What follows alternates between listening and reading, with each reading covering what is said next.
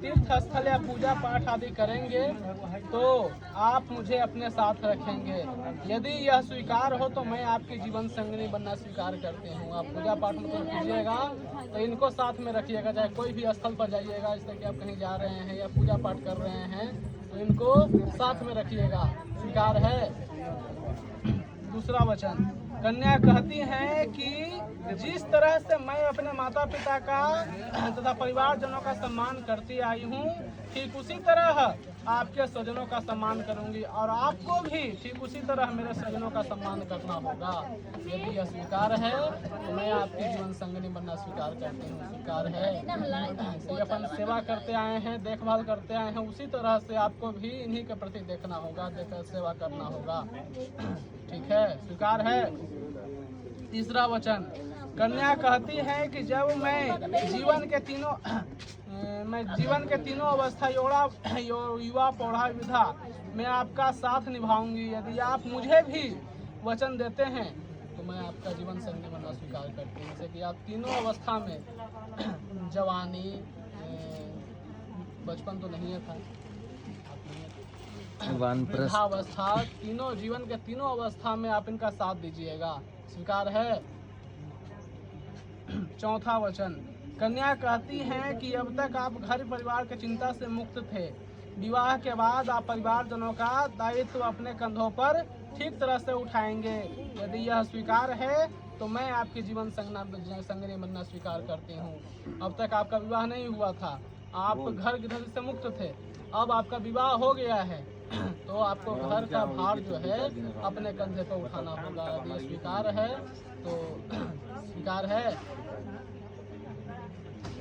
पांचवा वचन, कन्या कहती हैं कि आप किसी भी जैसे फंक्शन हो, विवाह आदि चीजों में लेन देन या किसी प्रकार का खर्च करने से पहले आप मेरा सलाह मशवरा देंगे।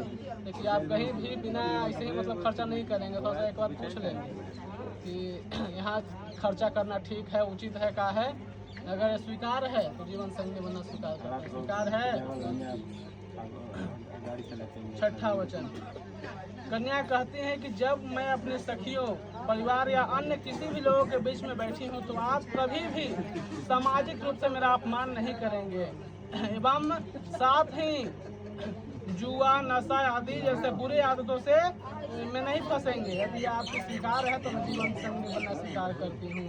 यदि यह किसी भी सहेली हो, परिवार हो, उनके बीच में अगर बैठी हैं तो किसी प्रकार का अपमान उनका नहीं कीजिएगा और जुआ, नशा, मतलब नशेड़ी नशा चीज, नशेड़ा चीज उपयोग नहीं करना है। स्वीकार है तो जीवन संगी बनना स्वीकार करते हैं। स्वीकार है। अंतिम वचन, कन्या कहती हैं कि आप पति पत्नी की आपसी प्रेम का भागीदार किसी अन्य को नहीं बनाएंगे और पराई स्त्री को माता व बहन की नजर से देखेंगे। तो मैं आपकी जीवन संगी बनना स्वीकार करती हूँ। देखिए, आप अगर किसी अदर को देखते हैं तो माता और जो छोटी हैं उनको बहन की नज़र से और जो बड़ी हैं उनको माता की नज़र से देखिएगा। स्वीकार है। तो आप सुनिएगा। पहला वचन, वर कहते हैं कि आप मेरे अनुपस्थिति में किसी अन्य पुरुष व्यक्ति से मजाक मस्ती नहीं करेंगे तथा अन्य किसी के सामने ज्यादा सज सवर कर नहीं जाएंगे, अर्थात किसी भी फंक्शन, पूजा पाठ में सज सवर कर जाएंगे तो मैं आप अपने पति का साथ लेकर जाएंगे। तो आप कहीं भी अगर सज सवर कर जाइएगा तो इनके साथ में जाइएगा। अकेले कहीं भी अन्य जहाँ पे जो दारू पी के बैठे हुए हैं उनके पास नहीं जाइएगा। यदि स्वीकार है तो आपके बामांगे स्वीकार करते हैं। स्वीकार है। दूसरा वचन, वर कहते हैं कि भगवान नारायण, वैश्य, ब्राह्मण एवं अन्य व्यक्ति, पवनिया तथा ध्रुव तारा को साक्षी मानकर मैं आपको अपना पत्नी स्वीकार करता हूँ, क्योंकि बिना पत्नी के गृहस्थ जीवन सफल नहीं होगा। अगर आप हमारे इस गृहस्थ जीवन में हमारा साथ देंगे तो मैं आपको अपना बावांग स्वीकार करता हूँ। आप उनके गृहस्थ जीवन में उनका साथ दीजिएगा, उनका मतलब कोच बन कर चलिएगा। स्वीकार है।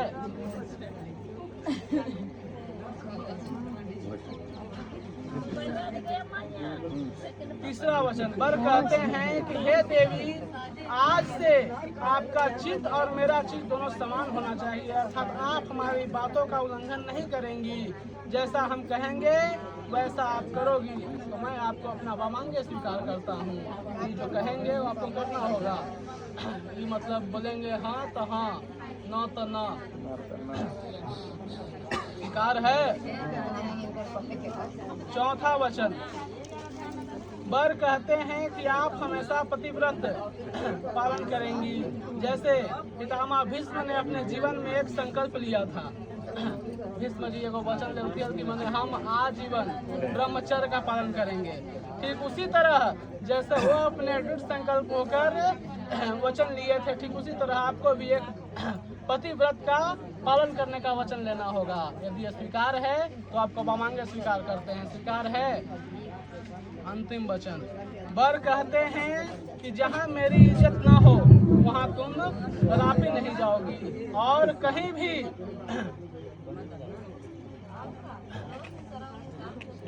कहीं भी जाना हो तो मुझे बिना बताए नहीं जाओगी।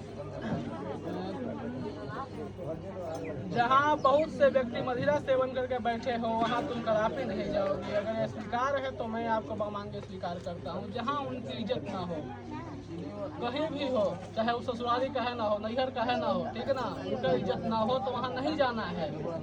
अगर स्वीकार है। और एक बात, जब जहाँ मदिरा सेवन में दारू रूपी के आदमी बैठे हुए हैं उनके पास कदापि नहीं जाना है, साथ में जाना है। स्वीकार है।